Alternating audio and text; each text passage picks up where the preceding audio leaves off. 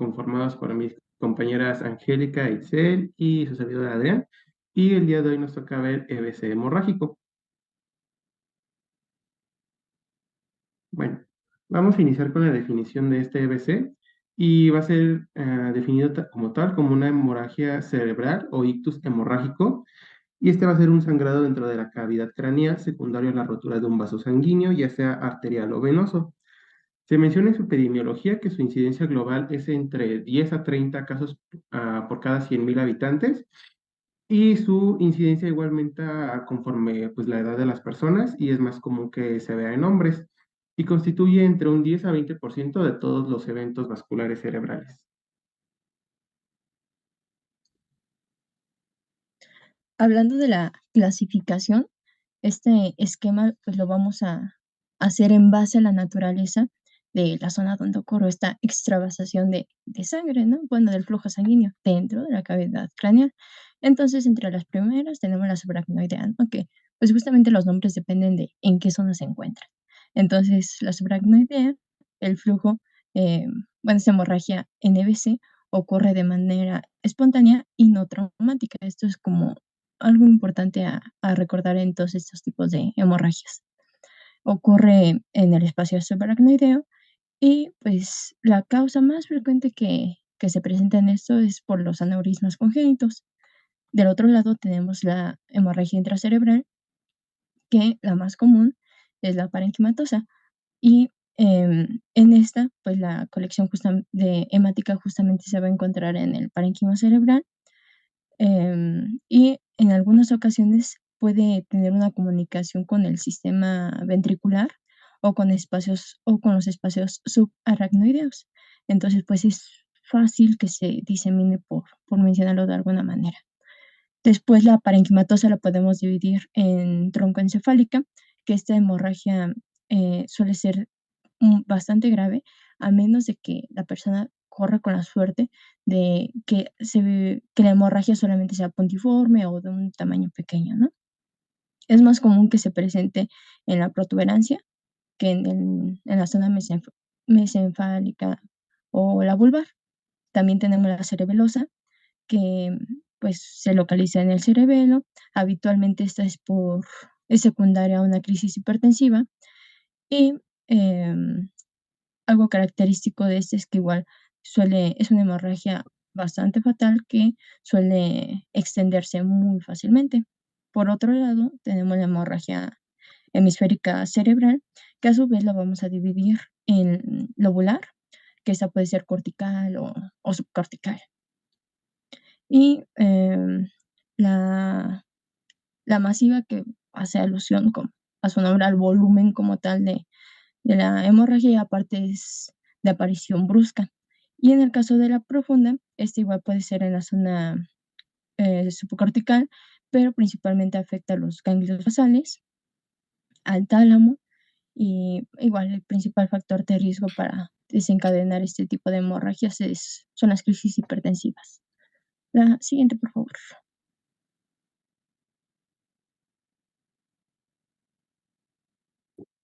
Bueno, ahora hablando ya un poquito más a fondo de su epidemiología y conforme vamos en la exposición, la vamos a dividir pues en intracerebral y subaracnoidea, porque son como las principales diferencias, junto con unos hematomas que veremos.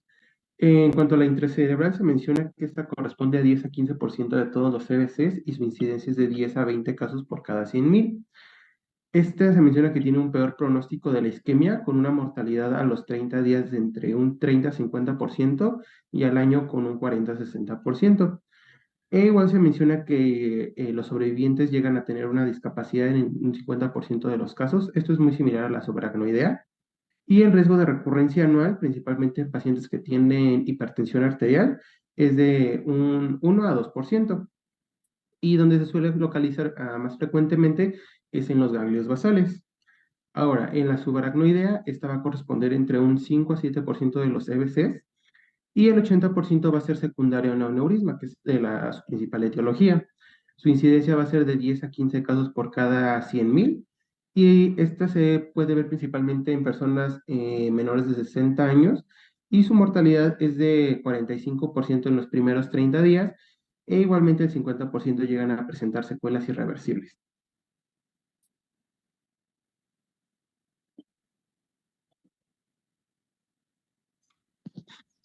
Bueno, ya referente a la etiología, vamos a empezar con la etiología intracerebral.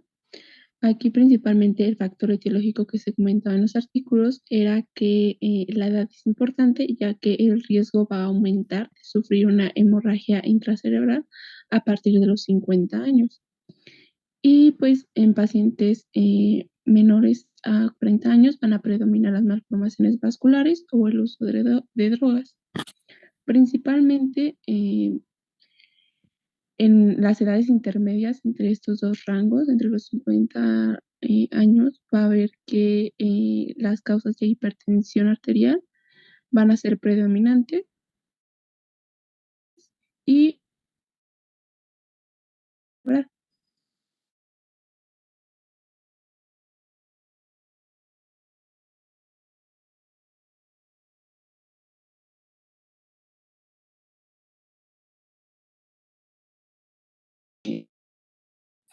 Y su etiología probable puede ser la hipertensión o en un mayor a 75 años que no sufra de hipertensión, puede ser una etiología amiloidea y puede ser característica de un sitio lobar.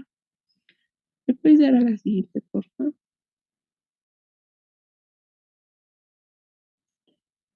Ok, de acuerdo a la etiología de la hemorragia subaracnoidea, vamos a tener que la etiología más común va a ser la ruptura de un aneurisma, pero se pueden incluir otras causas como la ruptura de aneurismas micóticos, una disección de arterias intracraneales, diferentes coagulopatías o vasculitis del sistema nervioso central. Van a representar un 80% de los casos y es el principal factor de riesgo la hipertensión. Le das a la siguiente, por favor. Ok, vamos a empezar con la fisiopatología de la hemorragia intracerebral. Esta principalmente se mencionaba que había un daño mecánico directo sobre las estructuras cerebrales y que otros factores podrían contribuir a que el paciente sufriera un agravamiento clínico. Entre ellos se destacaba principalmente las metaloproteinasas, el glutamato, las citocinas y el hierro. Y estos factores nos podían llevar a la formación de edema, apoptosis, necrosis y la aparición de células inflamatorias. Em, Había una controversia sobre si la hemorragia estaba rodeada por un halo isquémico que podría contribuir a un deterioro clínico del paciente o si se trataba de un área de metabolismo reducido como consecuencia del propio hematoma, pero se mencionaba que pues en las primeras fases de esta lesión puede haber una disfunción mitocondrial que puede llevar a un edema celular y a una necrosis. Los productos de degradación como la hemoglobina o la cascada de coagulación que se van a activar, pues activan la microglia y facilitan la rotura de la barrera hematoencefálica, de un edema vasogénico y de la apoptosis neuronal y glial. Si tenemos, por ejemplo, un hematoma cerebral pequeño, la aparición puede compensarse mediante la comprensión del sistema ventricular, un borramiento de cisternas y surcos y el cambio en las resistencias vasculares, que vamos a ver un poquito más adelante en el cuadro clínico. O si la lesión era de mayor tamaño, pues estos sistemas que son compensatorios se pueden mostrar insuficientes. Entonces puede haber aumento de la presión intracraneal, un compromiso de la presión de perfusión y un riesgo de herniación cerebral y muerte. Le das a la siguiente, por favor. Y en el caso de la fisiopatología separanoidea, es un poquito parecida, pero encontré que pues la elevación del flujo sanguíneo cerebral, aquí es principalmente por su principal etiología, que es la ruptura de un aneurisma. Entonces, la elevación del flujo sanguíneo cerebral va a producir cambios en la remodelación de los vasos, en la dilatación y en los cambios en el grosor de la pared. Y esto nos va a llevar a a denominar el aneurisma como una zona de impacto. Esta zona de impacto va a presentar una alteración en la recirculación dentro del saco aneurismático y se cree que existe cierta relación entre el bloqueo de la circulación intracraneal por un pico inmediato de la PIC y una lesión isquémica global severa con la pérdida de la autorregulación y la disminución del flujo sanguíneo cerebral. Es decir, que este va a disminuir, la PIC va a caer durante varios minutos y pues va a dejar de ser normal. Mm, Va a haber una infiltración en la pared del vaso por polimorfonucleares que van a secretar metaloproteinasas, elastasas y citocinas que van a favorecer una remodelación excéntrica. Pero básicamente lo que se favorece aquí es la adhesión de leucocitos y plaquetas del endotelio, que pues nos van a permitir que exista esta ruptura aneurismática. Haz la siguiente, por favor.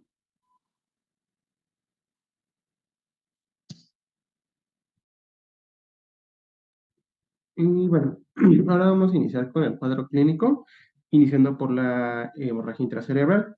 Y bueno, algo que se menciona para diferenciarla de pues, un EBC isquémico o de la subaracnoidea es que la maximicidad de sus síntomas o qué tan severa es de manera instantánea. Entonces se menciona que igualmente toda su sintomatología va a aparecer en las horas de vigilia y igualmente uno de cada 4 pacientes va a tener un deterioro neurológico en las primeras 24 horas, esto principalmente a la extensión del hematoma.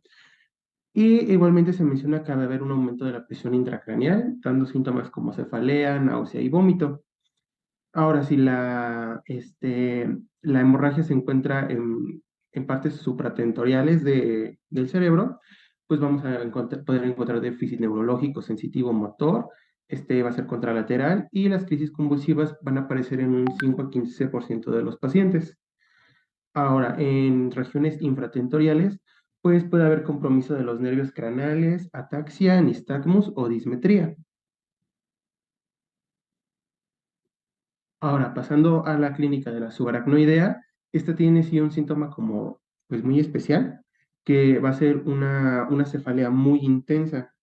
Esta va a ser pues muy brusca, puede ser localizada o generalizada, y esta puede aparecer de forma espontánea en los pacientes o secundaria a un esfuerzo físico, y estos la describen como la peor cefalea o el peor dolor de cabeza de su vida. Igualmente se puede acompañar de otros síntomas, como puede ser paresia, afasia, alteraciones visuales, entre otros. Em, También pueden aparecer los signos meningios. El que se menciona principalmente es la rigidez de nuca. Y en el examen de fondo de ojo podemos encontrar edema de papila y hemorragia prerretiniana o subhialoidea. Entre otras manifestaciones que podemos encontrar en este tipo de hemorragia, y esto es principalmente por todo el proceso inflamatorio, pues puede ser hipertermia, leucocitosis, hiperglucemia y un síndrome de inmunodepresión. Este principalmente por el aumento de catecolaminas, por todo el estrés producido por la hemorragia. E igualmente tenemos una escala que esta es de acuerdo a la alteración de la conciencia, el síndrome meningio y el déficit local, y vamos a poder clasificar la hemorragia subaracnoidea en 5 grados.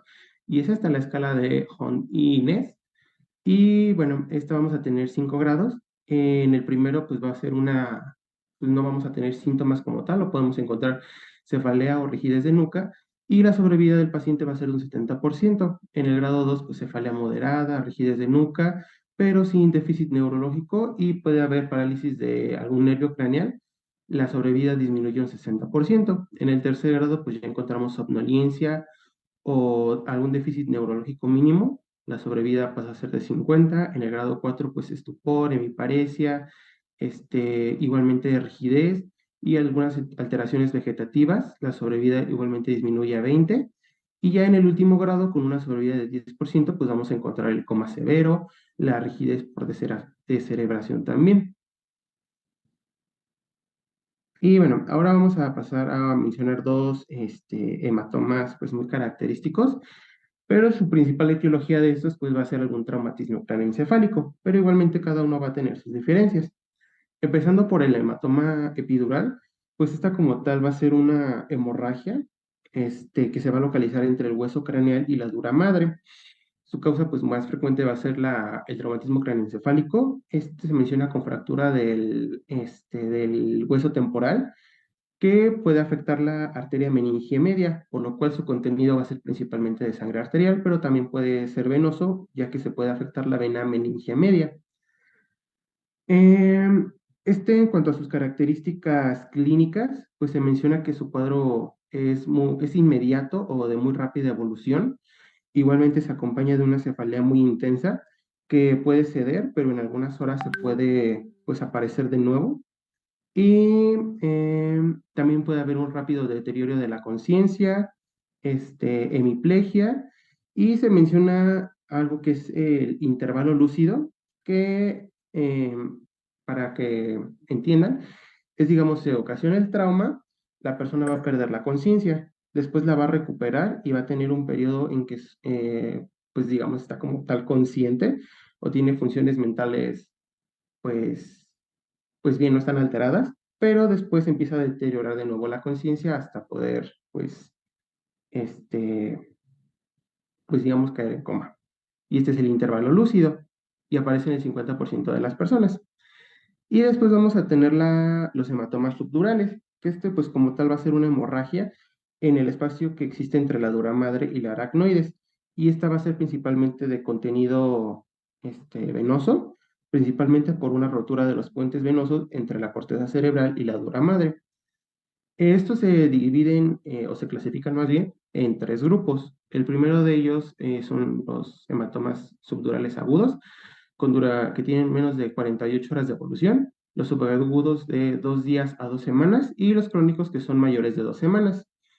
En cuanto a los agudos y subagudos, se menciona que son más comunes en jóvenes y esto pues justamente por un traumatismo craneoencefálico o igualmente puede ser porque se cayeron y se pegaron en la cabeza. Y los crónicos, esto se ve principalmente en ya pacientes mayores. Se menciona que es igualmente por un traumatismo que sufren o pequeños golpes en su cabeza que no causan alguna sintomatología y pues la dejan pasar. Entonces pues va aumentando su cronicidad, ¿no?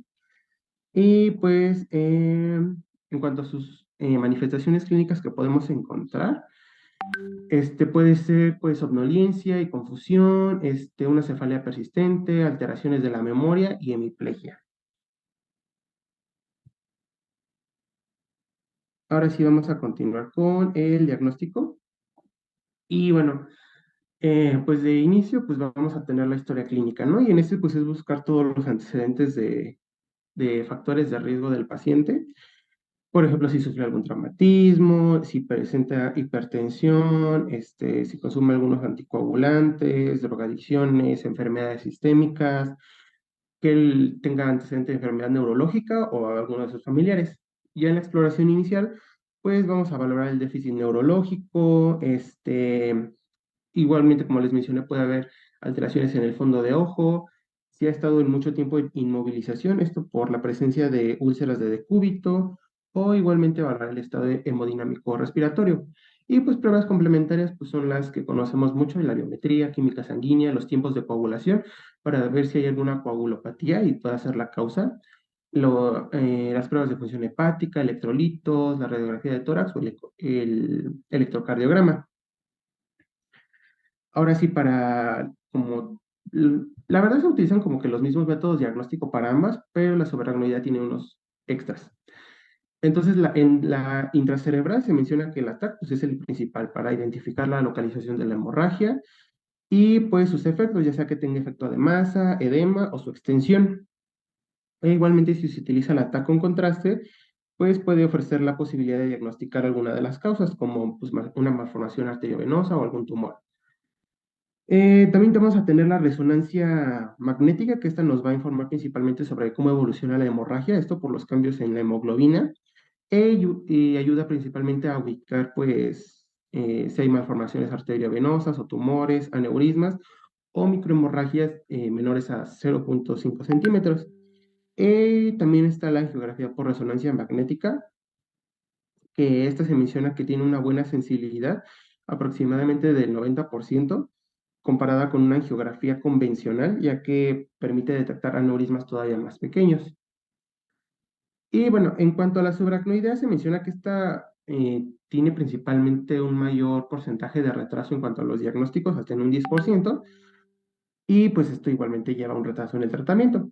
Entonces, pues aquí igualmente vamos a tener la TAC sin contraste para, pues para confirmar el diagnóstico. Desde las 12 primeras horas ya se puede ver el sangrado.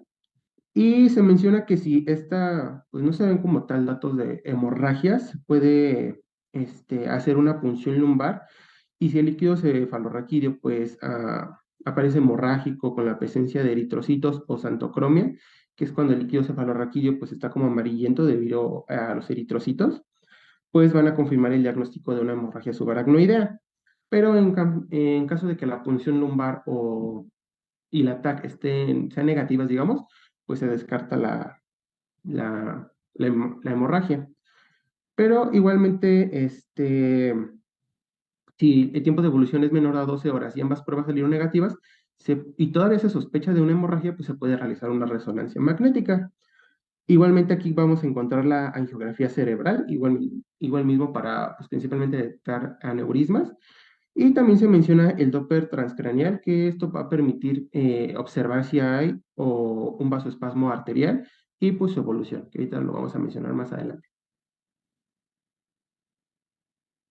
Ahora sí, bueno, para el diagnóstico en la TAC, pues vemos que pues lo que se llega a observar en la TAC se mide de acuerdo a las unidades Hounsfield. Entonces vamos a tener que lo hipodenso, que es menor a 1000 negativo más bien, se va a ver de color negro. Y lo hiperdenso, llegando a 1000 positivo, se va a ver blanco. Y lo isodenso, pues es en medio, se va a ver como grisecito. Entonces vamos a tener que la sangre, o sea, una hemorragia, se va a ver hiperdensa blanca, como se ven en estas imágenes. Aquí es una hemorragia intracerebral y aquí una hemorragia subaracnoidea. Y pues bueno, la sustancia blanca va a constar de 30 unidades y la sustancia gris de 40 unidades. Vamos a iniciar con el diagnóstico de la intracerebral y bueno, aquí ya les mencionó igual mi compañera las principales etiologías. Esta pues nada más era como para recordar.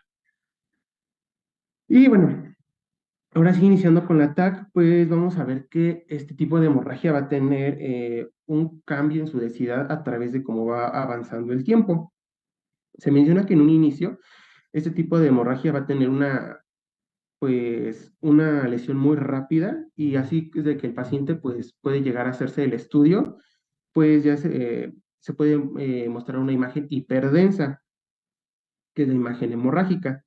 Entonces, en los primeros 3 días, esta hemorragia va a alcanzar su pico de aproximadamente 100 unidades, como se ve aquí, y se ve blanquito aquí en la imagen.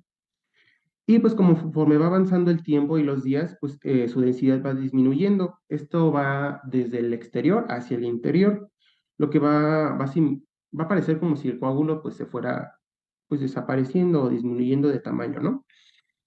Y se menciona que igualmente en fases agudas y subagudas se puede formar un edema vasogénico. Ya en una evolución crónica mayor de 6 semanas, pues tiene varias resoluciones. Se menciona que aproximadamente en el 27% de los casos, pues ya no va a haber como tal hallazgos en la TAC, pero se puede seguir presentando o sea, la hemorragia en un 37% y pueden aparecer lesiones en ranuras en un 25%. Igualmente se menciona que las zonas en donde hubo hemorragia se pueden degenerar en regiones de encefalomalacia, donde el cerebro afectado es reemplazado por líquido cefalorraquídeo. E igualmente se pueden formar calcificaciones en estas zonas. Ahora vamos a ver un poquito más allá de sus causas. Se menciona que pues, las neoplasias y malformaciones cavernosas o arteriovenosas no tienen preferencia por algún sitio en específico. En cambio, otras, la hipertensión arterial, perdón, esta sí, como se ve en estas imágenes, Esta se va a ver principalmente en los ganglios basales, en un 60-65%, como se ve en esta imagen. En el tálamo van a aparecer en un 15-25%, aquí está en el tálamo izquierdo, y en el puente y cerebelo en un 5-10%. Y estas pues se caracterizan principalmente porque son como lesiones céntricas, digamos, que no están tanto a la periferia. Ahora pasando con la siguiente, pues es la hemorragia por angiopatía amiloide, y esta va a tener una preferencia, digamos, por regiones corticales o lobulales, en los lóbulos, perdón, principalmente en el lóbulo parietal o en el occipital, y estas se van a ver principalmente en la resonancia magnética, es donde se ven principalmente como puntiformes, como se ven en todas estas manchitas negras, son las hemorragias, y pues ya en la TAC como tal se pueden ver como lesiones periféricas, como en la hipertensión les dije que son más céntricas. E igualmente se menciona que la hemorragia por trombosis venosas, pues estas pueden formar como tal hemorragias y pues se localizan principalmente en regiones subcorticales. Como se ve en esta imagen, pues aquí, si no me equivoco, pues va a haber un coágulo del seno sigmoideo, pues como se menciona, y pues ya va a ocasionar una hemorragia. Y bueno, en la resonancia magnética, pues vamos a ver que va a haber cambios igualmente en la densidad pues de esta. Y esto se debe principalmente al tiempo de evolución, a los cambios en el hierro, en las proteínas de la hemoglobina, en los cambios de concentración de oxígeno tisular, en el hematocrito y en la integridad de la barrera hematoencefálica. Y vamos a ver todos estos cambios en la hemoglobina que le va a dar esta característica. Vamos a tener pues como tal hemoglobina y va a sufrir una degradación secuencial. Primero es la oxihemoglobina, que va a perder sus moléculas de oxígeno y va a pasar a deoxihemoglobina. Después el grupo ferroso va a cambiar a un grupo férrico, pasando a methemoglobina. Y aquí va a ser una methemoglobina intracelular y luego extracelular, que finalmente se va a degradar en hemosiderina. Y se utilizan estas principales dos secuencias, es como más radiológico, pero pues para mencionarlo, T1 y T12 en la resonancia, y pues la vamos a graficar con esto, de acuerdo a cómo se ve hipotenso, y pues la sangre se va a ver hiperintenso, perdón. Entonces, en una fase hiperaguda, pues por ejemplo en T2 va a ser hiperintenso, pero en T1 va a estar hipotenso. Ya en una fase crónica mayor a 4 semanas, igualmente, como ya vimos en la TAC, igualmente va a disminuir de tamaño, pero igualmente en T1 se va a ver hipotenso. Ahora, para la hemorragia subaracnoidea, aquí se menciona que los lugares en donde debería haber líquido cefalorraquídeo que este va a ser hipodenso, se va a reemplazar por sangre hiperdensa. Y bueno, igualmente aquí va a haber una alteración en distintos vasopresores, como puede ser el óxido nítrico o la endotelina, que puede provocar un vasoespasmo, que puede llevar pues, a una isquemia cerebral. Ahora, el tiempo para que aparezca este vasoespasmo puede ser de 2 a 3 días del inicio de la lesión, con un pico a las 2 semanas. Y bueno, aquí vemos una imagen. Esta, si no me equivoco, es una hemorragia principalmente en las cisternas. Estas en las fisuras de Silvio y pues estas en las convexidades, es lo blanquito. Y aquí, por ejemplo, tenemos una TAC normal, o sea, todo esto hipodenso se va a cambiar por hiperdenso en una hemorragia. Y bueno, pues como ya vimos, su causa más común es la ruptura de un aneurisma cerebral y el riesgo de ruptura de estos es principalmente cuando son mayores a 1 centímetro. Igualmente esta tablita. Y también vamos a tener los lugares en cuanto a la circulación cerebral donde es más común que se formen estos aneurismas. Se menciona que el lugar más común es en la arteria cerebral anterior y la bifurcación de la arteria cerebral media, o sea, en estos dos.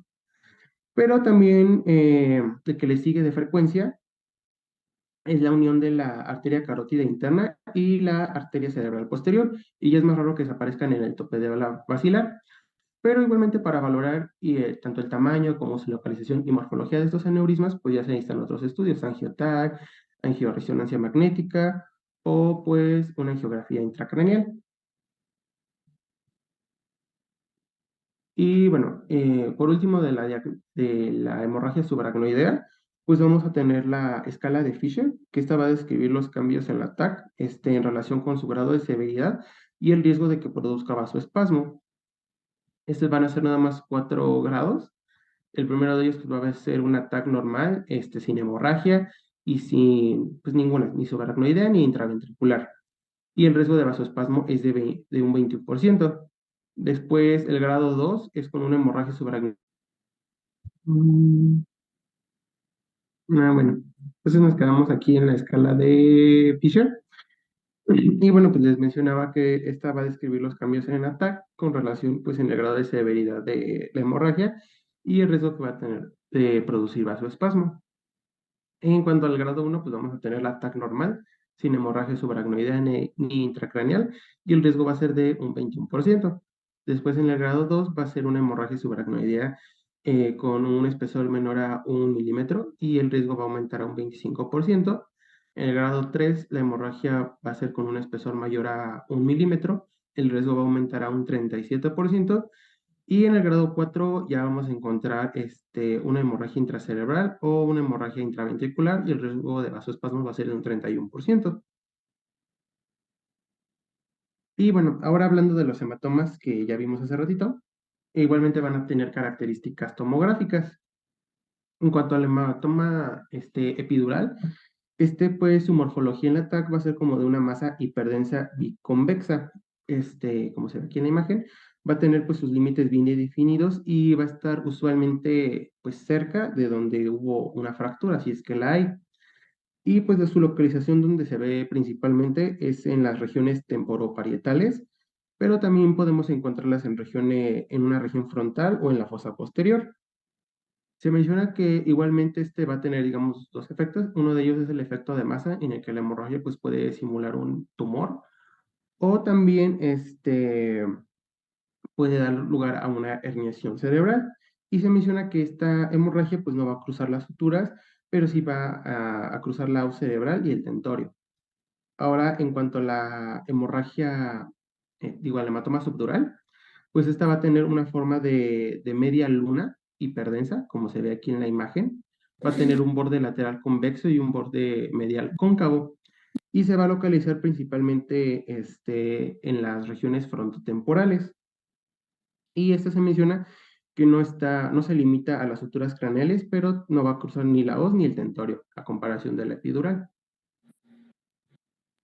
Y bueno, pues nada más es como un resumen en cuanto al hematoma epidural y subdural, donde menciona pues las principales características de cada uno y cómo se localiza en la TAC. Pues es como resumen para ustedes.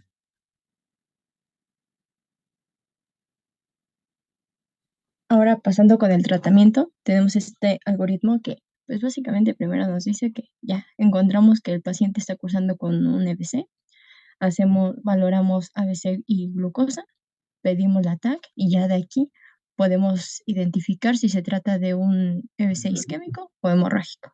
En este caso, pues, nos vamos a enfocar en el lado derecho de este algoritmo, ¿no?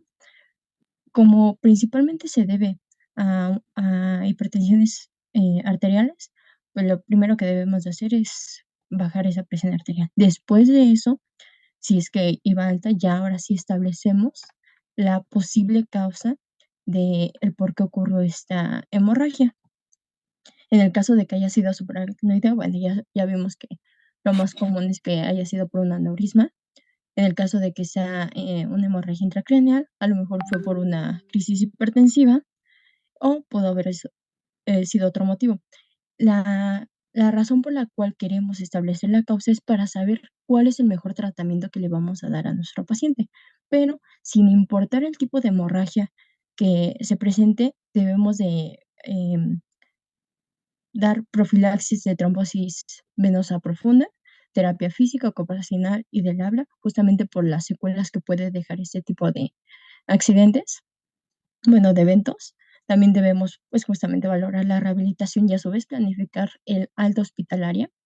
Y lo más importante de todo esto es que ayudemos a prevenir que, pues, ocurra segundos eventos o próximos eventos parecidos a estos. La siguiente, por favor.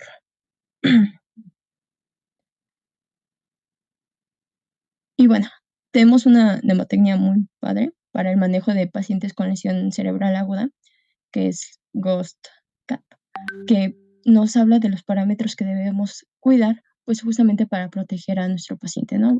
Proteger el cerebro del paciente, donde vamos a evaluar la glucosa, la hemoglobina, oxígeno, sodio, temperatura, el confort, que el paciente pues no tenga dolor, o tratar de controlar el dolor del paciente, que no esté ansioso, agitado, porque pues esto puede empeorar la situación. Tenemos que tener una PAM estable y, y debe estar la PaO2 igual, normalita. La siguiente, por favor. Y bueno, ahora sí hablando del tratamiento intracerebral, cuando da una hemorragia intracerebral, lo solamente se puede resolver quirúrgicamente. Entonces, el proceso pues es justamente evaluar el hematoma, la localización, el tamaño, para que se pueda aspirar mediante una craneotomía abierta. Y, o bueno, también se puede hacer la aspiración por una esterotaxia. Y en el caso de que sea una hemorragia intraventricular, aquí se inserta un catéter para drenar externamente y a su vez aprovechando el catéter podemos administrar pues los trombolíticos que se mencionaban al inicio en el ventrículo. La siguiente, por favor.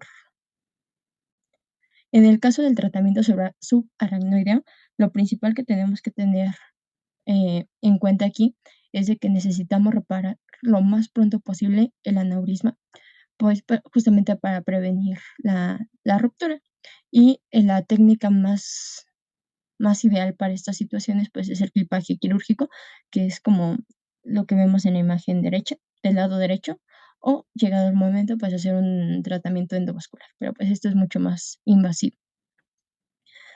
En todo tipo de hemorragias, pero justamente más en la subaracnoidea, necesitamos estar vigilando los electrolitos séricos, principalmente el sodio, la osmolaridad. Si el paciente viene con datos de que hubo convulsiones previas, entonces solamente en estos casos administramos también anticonvulsivos. Necesitamos seguir vigilando la TA, que se encuentre en parámetros normales para evitar que pues esta situación empeore. Y aparte también se recomienda las medias, bueno, el uso de medias de comprensión neumática, y esto justamente para prevenir la embolia pulmonar. La siguiente, por favor.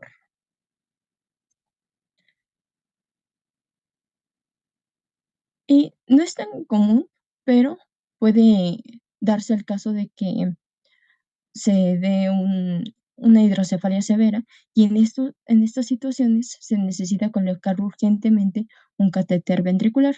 Y aparte, como es un poco común que los pacientes en estas situaciones empiecen con un deterioro neurológico más rápido, aquí se recomienda repetir la TAC, pues justamente para poder valorar cuál fue el cambio y qué dato hubo que pues empeoró el cuadro, ¿no? Ahora, el, el tratar los vasoespasmos es muy importante porque pues es la primera causa de mortalidad después de la ruptura inicial. Y el problema aquí, como lo habíamos visto igual en el diagnóstico, es que no aparece inmediatamente. Puede tardar de 4 a 14 días después de que hubo esta hemorragia inicial.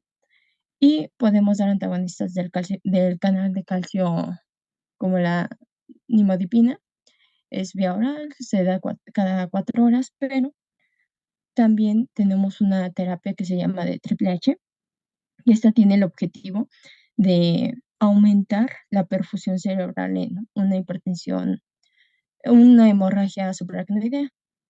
¿Y en qué consiste? Bueno, si podemos mejorar la presión cerebral cuando pues mejoramos la presión arterial media.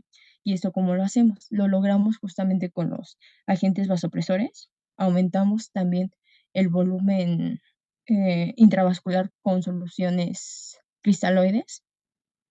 Y al hacer esta maniobra, podríamos decir, al administrar estas soluciones, vamos a lograr que aumente el gasto cardíaco, que reduzca la viscosidad de la sangre y esto a su vez también nos ayuda a disminuir el hematocrito y pues esto suelen tener muy buenos resultados con los pacientes. Pero en dado caso que nada de esto haya funcionado y el paciente sigue empeorando, entonces se opta por vasodilatadores intraarteriales o la angioplastia de los vasos cerebrales. Sí tiene buenos resultados, pero obviamente es mucho más invasivo. Y pues la siguiente, por favor.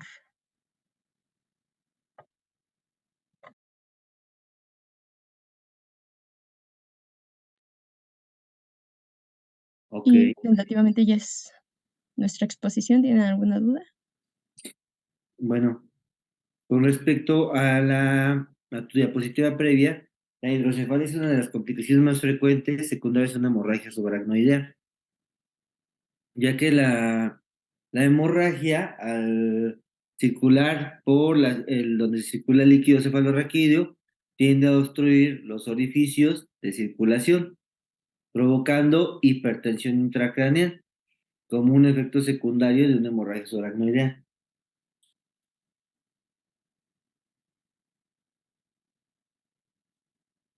¿Me regresas la anterior, por favor? Ujú. Y el vasoespasmo, ¿sale? El tratamiento con nimodipino se va a dar solamente en las hemorragias de tipo aneurismático, ¿sale? Hemorragia subaracnoidea de origen aneurismático. Ahí es donde se usa el nimodipino. ¿Para qué sirve el nimodipino, chicos?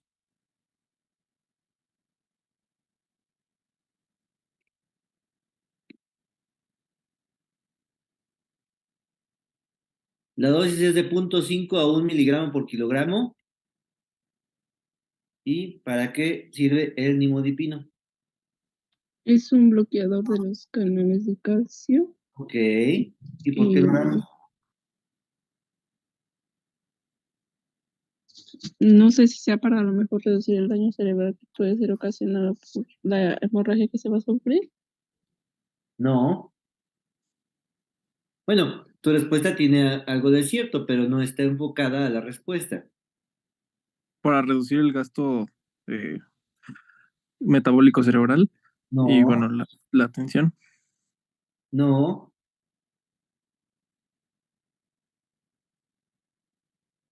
A ver, Adrián, Pues David. Doc, protege las ¿protege neuronas. a la neurona de la sobrecarga de calcio en situaciones de isquemia? No.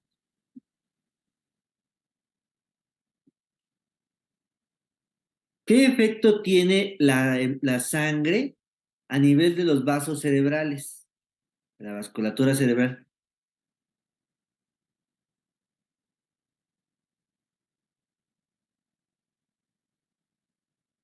Hace presión sobre las paredes. Directamente sobre el vaso, no como edema. Sobre el vaso, ¿qué causa? Relaja los vasos. Al contrario, Los los, Los tensa. presiona. se contraen, produce vasoconstricción. Entonces, la hemorragia, en una hemorragia subaracnoidea de origen aneurismático, ¿sí? El riesgo es que irrite los vasos del bulbo, ¿sale? La arteria basilar, las cerebrales comunicantes posteriores, anteriores, que es la circulación gruesa del cerebro. Entonces, estos pueden producir un vasoespasmo y al producir un vasoespasmo incrementa la necrosis por una hipoperfusión. Entonces, el nimodipino se da para prevenir este espasmo secundario a irritación por un aneurisma. ¿Sale? Entonces usa el nimodipino para elaborar su aracnoidea de origen aneurismático.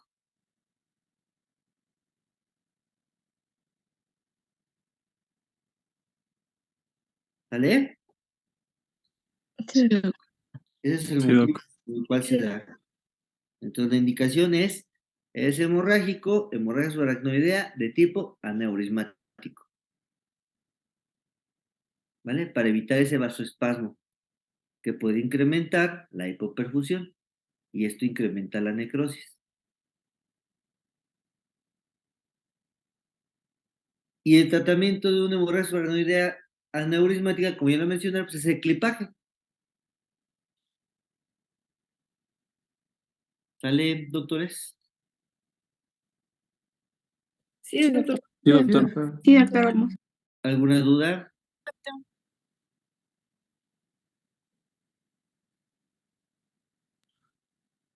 No, doc. Bueno, entonces, importancia en este tema, ver los tipos de hemorragia, los tipos de hematomas, sus características tomográficas, las diferencias clínicas, ¿sí? Aquí importante lo que mencionaron sus compañeros, el hematoma subdural y el hematoma epidural. Esto es por la causa traumática, ¿vale? En el rango etario de 18 a 40 años, la mayor causa de hemorragia intracraneal es el trauma. En menores, en mayores de edad, son los tumores o la hipertensión, ¿vale? Y en menores de 18, las malformaciones arteriovenosas, ¿vale? Sí, doc, gracias. Como causa. Y aquí lo importante de esta presentación, y uniéndola con la que vimos ayer, pues es la diferenciación, ¿no? Porque hace un abordaje terapéutico totalmente diferente. Mientras que en uno es la trombolisis, ¿sí? Y damos medicamentos para medidas antitrombóticas, cosas que están totalmente contraindicadas en un caso de un EBC hemorrágico, ¿sale? Entonces, sugerencia, que ustedes que van a ser médicos generales, internos, nunca inicien un tratamiento antitrombótico, una trombolisis, sin antes tener una tomografía que evidencie una causa hemorrágica. Es la principal contraindicación de dar una terapia trombolítica, ¿sale? Sí, doctor, muchas gracias. Y la clínica, acuérdense, aunque es más frecuente afortunadamente el EB6 isquémico, la evolución del hemorrágico es más grave, es más crítica. Ah, otra cosa que se me pasó, mencionaron ustedes el uso de DFH, ¿no? De anticomiciales en las crisis convulsivas, ¿no? De tus presentaciones, de tus diapositivas. Ok, las guías mencionan con respecto a esto, no apoyan ni refutan el uso de anticomicial durante un EBC hemorrágico. Sin embargo, tampoco descartan que tú puedas usar un anticomicial. Entonces, si tu paciente no ha convulsionado, tiene datos de una hemorragia, un hematoma, una hemorragia subaracnoidea, un hematoma epidural, un hematoma intraparenquimatosa, una hemorragia subaracnoidea, una hemorragia, un hematoma subdural o epidural, ¿sale? Esto es hemorragia, es sangre. A nivel cerebral, a nivel sobre la corteza cerebral, es muy irritativa. Entonces, con esto, nosotros tenemos la posibilidad de usar un anticomicial, ¿sale? A diferencia del tratamiento, cuando el paciente ya convulsionó, entonces da el anticomicial con la dosis de impregnación más la dosis de mantenimiento. Si tu paciente no ha convulsionado, tiene una de estas hemorragias, inicias con la dosis de mantenimiento, no das dosis de impregnación, de DFH, ¿sale? Vale, doctor, muchas gracias. ¿Dudas, doctores?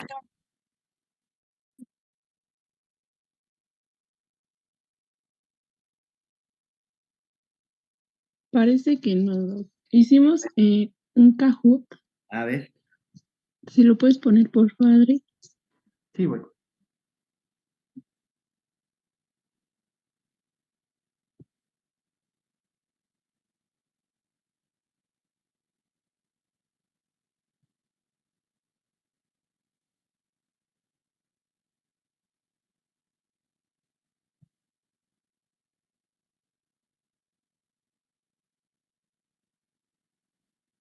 Aquí está. Si quieren nada más, bueno, únanse uno por equipo, porque no sé por qué no dejó unir a más de 10. Entonces ya que pongan el número de su equipo y pues ya se ayudan entre ustedes.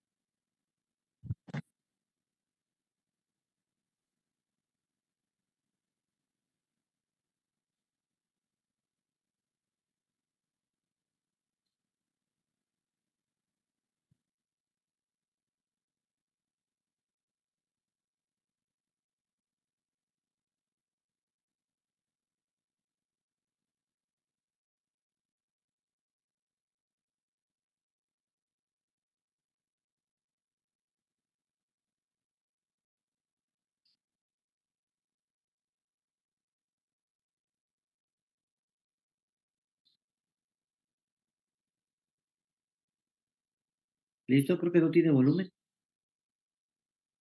Ah, no, no, no es por volumen ahorita. Nada más creo que faltan 2 equipos por unirse.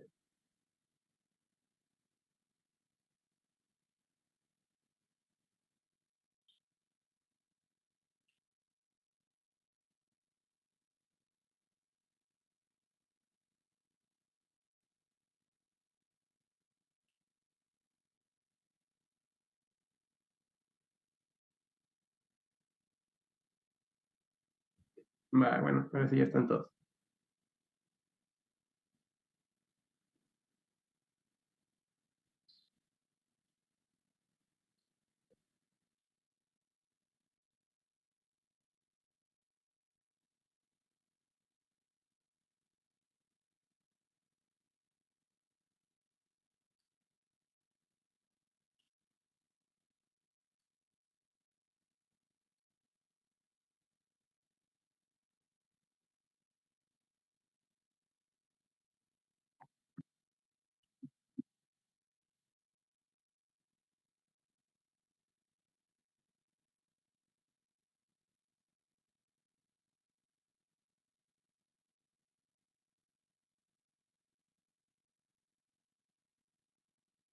Cefalea.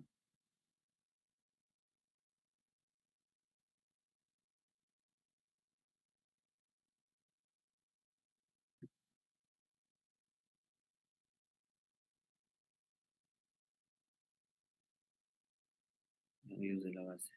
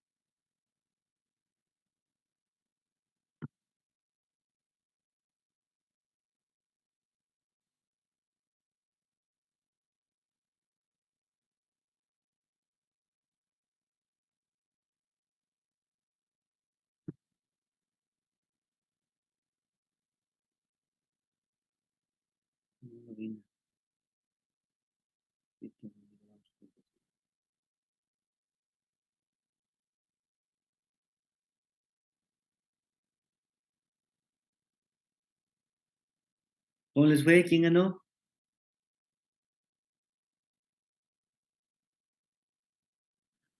Creo que el equipo 2, Doc. Ahí dice que equipo 2. ¿Quién es el equipo 2? Los que estamos retando con usted. Oh, míralos. Qué bueno, qué bueno. Pero estaban fáciles las preguntas, ¿no? ¿O cómo las vieron? Sí, doctor. ¿Sale? Bueno, doctores, que tengan bonito fin de semana y nos vemos el lunes.